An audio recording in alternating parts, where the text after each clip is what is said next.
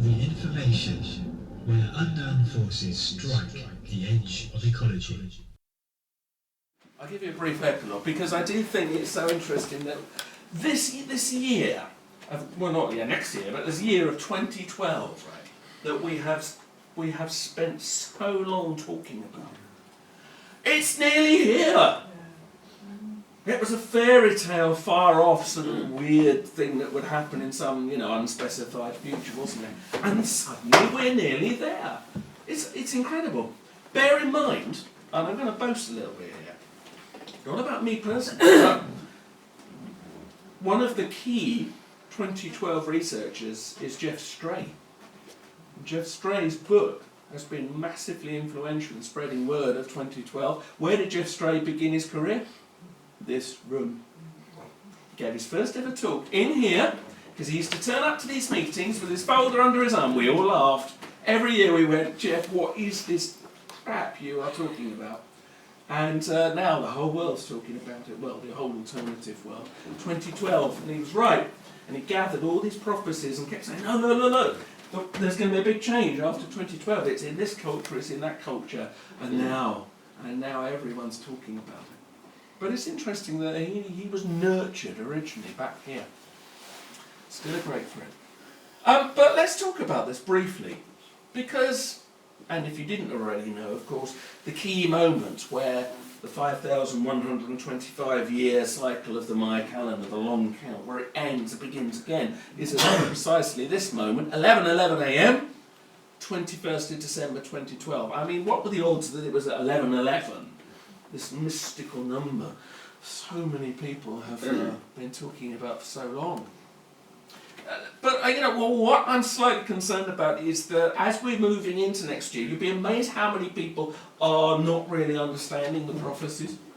I'll just briefly take you through because we can anticipate what we're moving into a little bit. Bearing in mind John Major Jenkins was the first person to point out that what the long count cycle seems to record is when the sun reaches galactic centre, this dark rift of the Milky Way as we look up into space.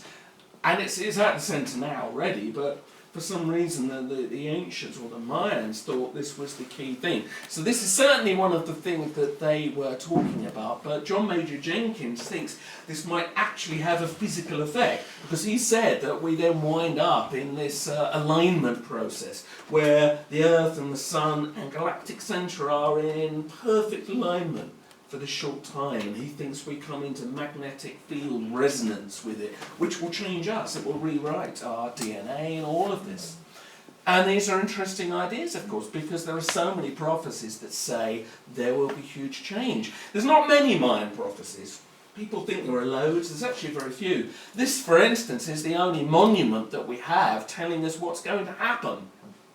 This is Monument 6 at Tortuguero in Mexico, where it tells us that the 9 support gods will return, and they will then little.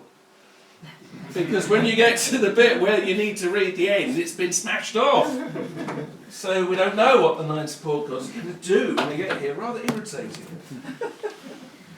Most of the Mayan prophecies that we talk of are based on the writings of the Jaguar priests or the Chalambalan. And they didn't write their stuff down until sort of 1500s, in fact. It had been pretty much spoken word stuff until then. That's where you get the talk of famine and war and fire and flood and flesh-eating demons and all of this, Actually, the Aztecs were hotter on the flesh-eating demons. The Aztecs, as you'll see in a minute, believe that that's how we're going to... Here we are, the Aztecs. That's how we're going to end this current cycle that we're in. Of course, the Aztecs are not the Mayans. And yet, whenever you say the Mayan calendar, the first thing you see usually is a picture of the Aztec sunstone. The Aztecs came later. But nonetheless, as Geoff Stray has pointed out, the Aztec sunstone is almost certainly based on Maya calendar stuff, which in itself was based on the earlier Olmec civilization and, however many years before that. They clearly had folklore memory of cycles that seemed to do things whenever you got round to the turning of the cycle that we're now coming up for again. So yes, the Aztecs certainly had more doomy takes on it. The Incas, of course, in Peru had their own take on it. Here's Machu Picchu, of course. I'm sure some of you here will have been there. They've been waiting for the Pachacuti, or the turning over of the world. Now that's interesting because some have talked about axis tilts, or at the very least magnetic field reversals. Okay, and bear in mind that, as you'll see in a minute, many crop circles have had something to say about that and have shown things that seem to suggest that kind of stuff going on. Well, you could say, of course, well, yes, but that's all South America, and, you know, this is just information crossing the borders. Well, a little bit higher up, of course, you've got the North American tribes. The Hopi are quite big on all of this. They have their own take on it.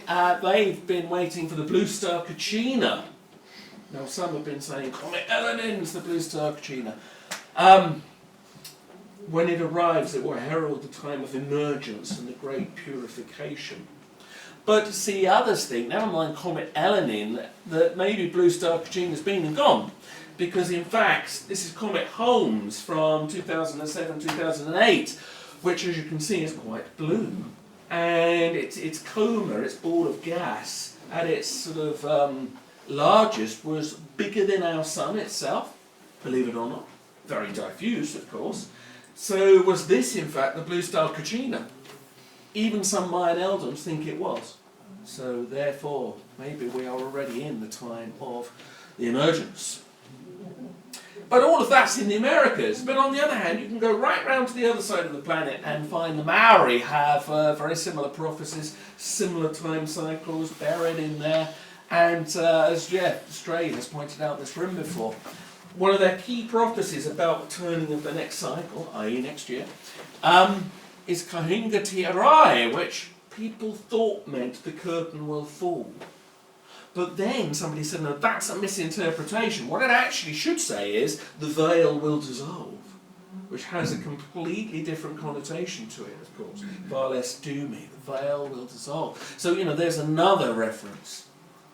What about another continent? Africa. Some of the Zulu shamans have something to say about the whole 2012 business. Now, instead of Blue Star Kachina or Nibiru, what they've been waiting for is the return of Mushushu Nono. What a great name. Mushushu Nono. Again, it's this planet that's out there on a very large elliptical orbit. When it comes back, it will wreak havoc and all sorts of interesting things. So we have another reference there.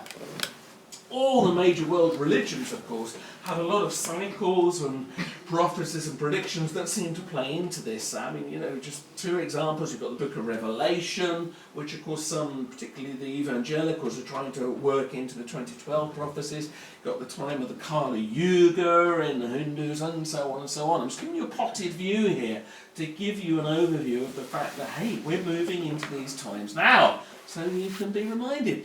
And all the crop circles that we've had that have directly referenced 2012, make no mistake, for many people they only know about the 2012 prophecies because of these things. This was, for instance, the first formation to make a direct reference to it. This was back in 97. There's a grid split into 780 boxes, which is therefore to the value of 3 Zolkins. The Zolkin cycle of the Maya calendar being another component, of course, counting down to the turning of the next cycle. That was one of the first things where people started to talk more about 2012, and then weirdos like Jeff suddenly seemed a little bit more credible, you see. There seems to be a version of Jose Arguel's version of the 13-Bacton cycle of the Maya.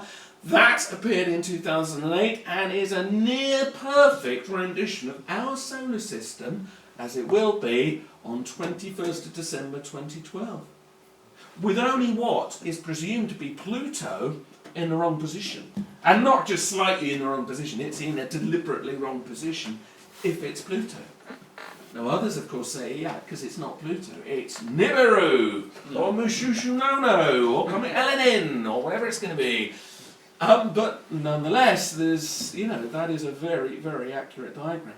But this one here, which caused some controversy, it was opposite Silbury Hill in 2004, that's really the big one for getting word out there, because that appeared in the Daily Mail under the headline, The Doomsday Crop Circle, because it's full of Mayan connotations and therefore the 2012 stuff. So that formation got the tabloids discussing 2012, and that was the first time it had gone really mainstream, just because of a pretty picture in the fields. Interesting, isn't it? So you see, crop circles have been very much at the forefront of pushing these ideas of global transformation, consciousness shift, out there to the world. And just briefly to say, of course, many people claim to have had encounters with ETs and UFOs. Often these ETs transmit images of things that are going to happen, or they tell them that our world is about to undergo a huge change, a huge shift, due to occur kind of any time now. So this information's been seeping through from many, many different areas. And let us not forget, of course, that some people think that these ancient time cycles recorded something, not just a visual nicety of the galactic alignment and the sun, but maybe of cosmological cycles that do change our planet. And, you know, there's galactic superwave theory, these waves which periodically pass through, which I think has a lot going for it. And, of course, the solar cycles, which may well be affected by galactic superwaves. Let us not forget that NASA, virtually every month now, is saying you've got to be really careful what the sun's doing. Another news story this week, they've realised solar flares affect the Earth even more powerfully than they ever did. They are predicting that we're going to see some of the biggest solar flares that we've seen in quite some time over the next few years. The peak of the current cycle is going to be May 2013. But it could still happen tomorrow, or it could happen in the next few years. But when you start looking at the warnings NASA are giving on their own website to their own staff about we need to be ready for an emergency, it's quite uncanny. Because you think, what emergency are they ready for? And they claim it's just a drill. But then you read that NASA again and again is sending out warnings around the world, you've got to be careful what the sun does. So there's a lot of people now think we are going to have to be ready for something, because of course the problem that we have is if the sun does throw out a huge solar flare at the wrong moment, it could knock out the world's electrics, you see. And when I say the world's electrics, in the worst case scenario, it wouldn't just be the power grids going off. You might find that you wouldn't be able to start your car either. Electromagnetic pulse waves can neutralise all electricity, including batteries. And if that happened, well, you're back to Stone Age for a little while. Well, no, maybe not Stone Age, medieval times. Are you ready? Have you got your stored water and food? Even if you don't believe in this, of course, it's very likely there is going to be a major economic crash any day now. Euro and the dollar looking there and shaking. So when that happens, of course, there's going to be pandemonium, people trying to get food and all the rest of it. But what if it's something bigger like this? It will affect us all. But the good side of it, of course, is that some people say that very pulse wave from the sun is the very thing that will trigger our next stage of evolution. And that you won't care that you've got no electricity, because you will be having a mass out-of-body experience with the rest of the planet. Because your DNA is rewritten. And you find your consciousness rising to a new state of being, which of course is what many of the prophecies and the predictions say, is that at the other end of the time of transition, we will be in a new state. We will be literally new kinds of beings. So that's the good side of it. That's nice, isn't it? So this, of course, is speculation, but you have to wonder that there's so many sources saying that these times are important. And that then, of course, ties in with the New Age sort of belief in ascension, the notion that we might be raised to a new state of being, which, you know, although we scoff at rapture stuff, well, maybe you don't, but we were earlier, in fairness, that's not very different to the ascension process. It's the same idea of rising up to a new state of being, albeit less literally. But maybe here's a reason that a massive whack of electromagnetic energy, either from the sun, or from galactic superwaves, or from the resonance of the galactic alignment process, could change things here. And everything that we've taken for granted might not be the same within just a few years. Now don't get me wrong, we've said here many times, this doesn't mean that everything's going to happen on one day. To think that it's all going to happen on 21st of December 2012 I think is very naive personally. I think we're already in the changes.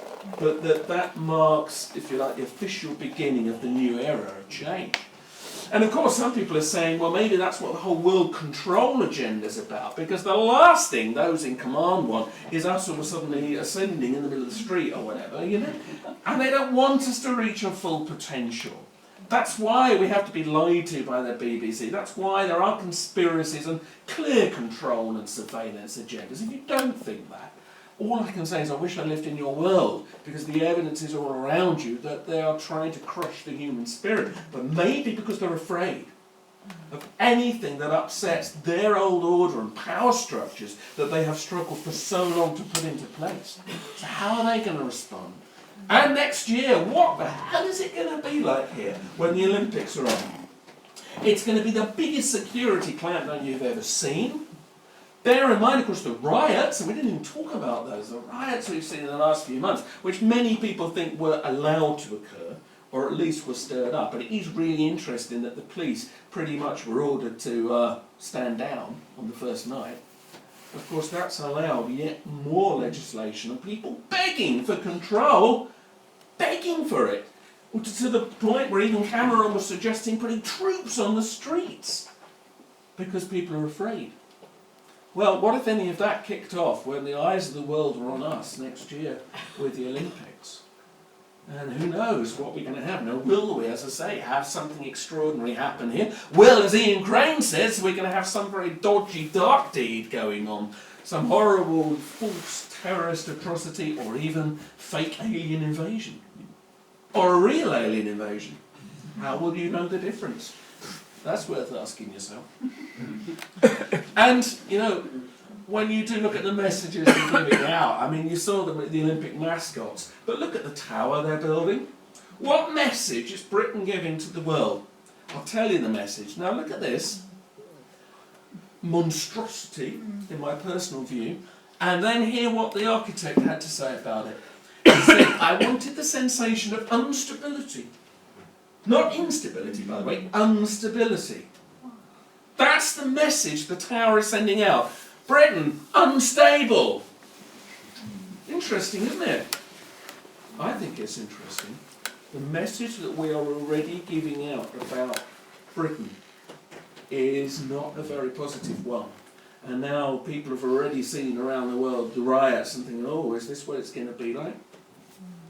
I hope that it isn't, but I think there's going to be a flashpoint. But at the same time, the plus of it is that whatever issues are being discussed here and are constellating are going to come together and will be seen around the world. And maybe it's no accident that there's something about Britain and England in particular that's brought many people who are concerned about this together. It's a global thing, of course, but the fact that so many people are talking about all of these things. And as Helen has said here many times before, when you just look at the astrology of the next couple of years, right, we're in for an interesting ride. England, just astrologically alone, is going to be right out there on the world stage. It was therefore no accident that we wound up getting the Olympics. But the problem we've got, because of Pluto and Uranus transits, and Helen will say a bit more in a minute if she likes, is that we're going to see that control versus those wanting freedom.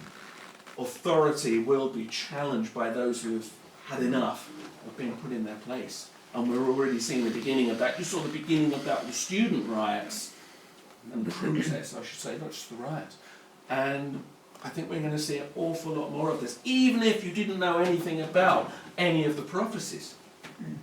So the point is, and why I'm saying this here, is that I do find it's really interesting. Do you know, in December, we will have been meeting in this room for 20 years.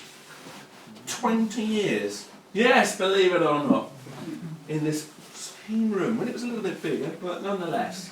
And I do find it interesting that those of us that have done the course, and some have come and gone over the years, but there's a few here tonight that were here from very early days. There's been a curve. There has been a learning process. I think the people that we are now are not the people that we were 20 years ago, where we were all wide-eyed and it was all a big kind of amazing joke. There's something about the people that have been drawn to this phenomenon in particular, when it all began so simply with this. There's something about this that has shaped a certain amount of people into ways of thinking that I like to hope may be helpful over the next few years to help give people context for what's going on. And that doesn't reveal the hand behind this. We may never know where the crop circles came from, and maybe we're not even meant to know. But I get a funny feeling that, I'm not saying it's just us, but other groups like us that have done the curve, certainly over the last 20 years, when those first really complex designs arrived in 1990, there's no question, there was a sudden leap, there was a sudden, whoa, we've got to wake up. A lot of people have, and I think that what that's been building us up to is now literally around the corner. And I think that we should be excited, and I think we should enjoy the ride, but we should also pay tribute to the things that have brought us here. The fact that any of you are in this room tonight, you've been brought here by something, by a certain pattern that has made you question the norm. It's made you question everything that you're told in the mainstream. And that doesn't mean that you will agree with everything you hear in here, of course not. But the fact that you are here, you know there's something up in the world, and we're just one little group amongst many around the world. There are millions of people who now know, they know that something bigger is going on than we are being allowed to know. And so when you get into an era where, for instance, more than half the world questions the official story of 9/11 or whatever it may be, you realise the corner is about to be turned, because the world can't go on like that. Critical mass, if you believe in the Rupert Sheldrake theories, critical mass of consciousness change could suddenly take over just when enough of a percentage of the formation of people in the world, when they start to think a certain way, that spills over, and that suddenly transmits to the whole species. Okay? I have a funny feeling we're getting very close to it. There's a choice. Just enough more people can be made to think that way. Not made, I hate that word, but if they come to think that way, if they're offered another truth, maybe there's a real opportunity to create serious shift in this world. So that's a very deep and heavy way of saying that I think we're in for an interesting time over the next few years. And listen, I don't know any more than anybody what's going to happen really, but I do think that the crop circles have certainly been a very, very good sounding board. And I hope you will agree that despite this year maybe not being as amazing as other years, nonetheless, once again, it's brought us back to be here considering these issues, and maybe that's all it was ever meant to do. So, thank you very much indeed.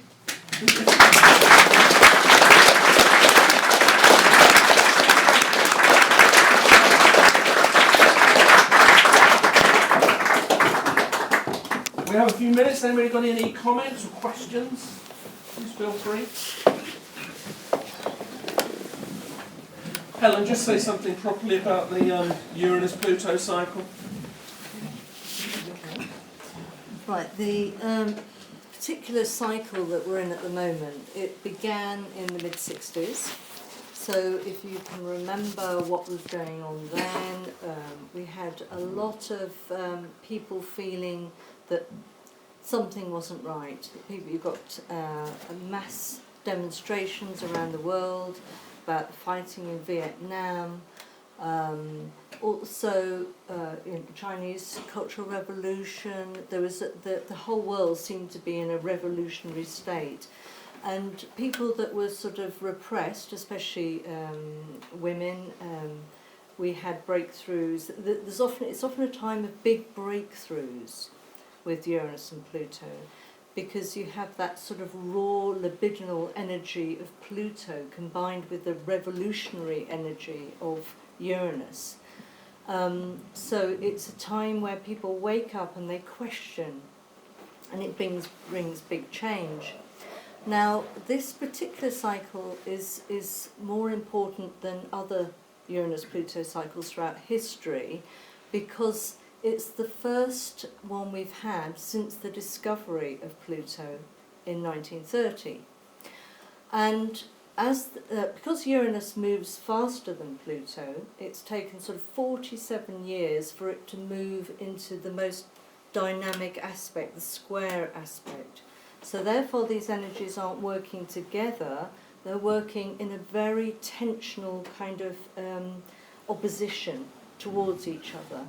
So therefore, and with Pluto, when Pluto moved into Capricorn, the planet to do with death and transformation of whatever that sign rules, so therefore Capricorn ruling governments, institutions, financial institutions, it's an earth sign, it rules anything to do with the earth, and Pluto is causing a lot of death and transformation in these areas. And also Pluto is the planet to do with power and control. And if you think in the 1930s what Pluto represented, the darker side was the rise of the Third Reich, and the more constructive side was the birth of depth psychology. So it's a very, very deep planet. So with it going into the sign to do with governments, it's like the government's exerting more and more control. And then, since March of this year, Uranus has moved from the watery sign of Pisces into the very fiery, warlike sign of Aries. And since that time, we've had the Arab uprisings, and it's not going to sort of roll over and take things easy. It's going to fight, and it's going to fight for freedom, and that's why we're seeing the overthrowing of things that when people have been in power a long time, especially these despots in the Middle East, their time has come to be overthrown. So again, a huge period of change on the world stage, and it sort of does cover a number of years. In fact, all three outer planets, Uranus, Neptune and Pluto, have changed signs very quickly. And every time an outer planet changes signs, we get a different outlook in society. And also next year, Neptune will fully go into its own sign of Pisces after 165 years. And whenever a planet is in its own sign, it's very powerful. And this will bring in sort of more spirituality, and more of a search for redemption. It's very selfless, it works compassionately, and I think that will be a nice balance to all the hard real world stuff that's going on. So, sort of... Lucky astrology's a load of rubbish. Well, according to Brian Cox on the BBC. It's on the BBC, it must be true. Okay, some closing notices. We have a few leaflets left from the 9/11 day, which is just useful if you want to chase up some of this 9/11 stuff. Take a website flyer. There's loads of really, really useful websites on there if you want to find out why people doubt it. Take an apple, because there's loads of apples down here in the box. And I can see a few new faces, if you're not on our emailing list and wish to be, just write your email address and your name down there. If you're desperately wanting to know the meetings and don't have an email, you can put your postal address, but preferably an email. Please write clearly. Thank you. Our next meeting is 17th of November. We've got a guy called Jess Hughes, who's a very good modern shaman, but he really brings it into the real world, and I think we're going to have a really fun evening. So if you want to find out about modern shamanism and what it means to you, come here, 17th of November. So hear Jess Hughes talking about the shamanic path. So listen, I'll probably put you through a lot tonight. Thank you for coming, much appreciated. Sorry the throat's a bit dodgy, but thanks for coming, and hopefully see you again soon. Thank you. Good night.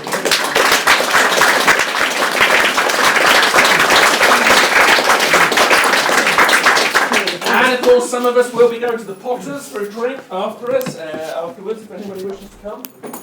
If anybody feels like stacking up the orange chairs.